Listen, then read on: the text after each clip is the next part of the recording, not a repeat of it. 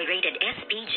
Striktong patnubay at gabay ng magulang ang kailangan. Maaaring may masiselang tema, lengguwahe, karahasan, sexual, horror o droga na hindi angkop sa mga...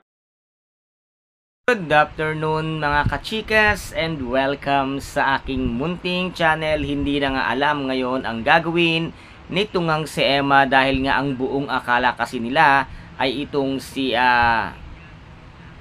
Olive ay sumakabilang buhay na. Ngunit ito palang si Olive ay buhay na buhay pa sa katauhan nga nitong si Jed. Pero si Jed pala ang siyang tunay na sumakabilang buhay dahil nga sa kagawan ni Olive. Kung kaya't ngayon ay nakatira nga sila sa bahay ni Olive na ang buong akala nila kasama nila ay ang tita lamang nitong si Mookie.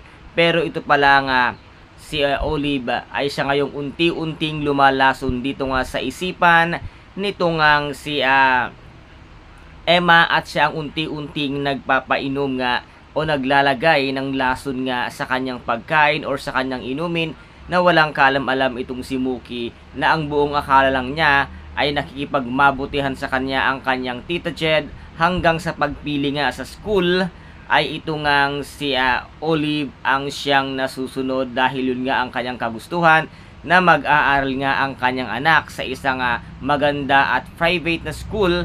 Ngunit ito namang si Emma ay unti-unti na ngang napaparanoid at unti-unti na nga siya nakakaramdam ng kung ano-ano sa kanyang sarili at baka isang araw ito ngang si Emma ay madala na lamang sa mental dahil sa kagawan nito ngang si Olive na ang buong akala nila ay sumakabilang buhay na. Ano kaya ngayon ang gagawin ni Mookie once nga na malaman niya rin ang katotohanan ito palang kanyang mommy Olive ay buhay na buhay at siya ngayon ang kanyang kapiling na nagpapanggap bilang si Jed. Kaya guys, napakarami rin po nating mga dapat abangan dito nga sa Mommy Dearest. Kung nagustuhan po ninyo ang aking videos for today, paki-subscribe na lamang po ng aking channel, paki-like and share para maging update kayo sa lahat ng gagawin kong videos. Maraming salamat po. Ingat, God bless and bye-bye!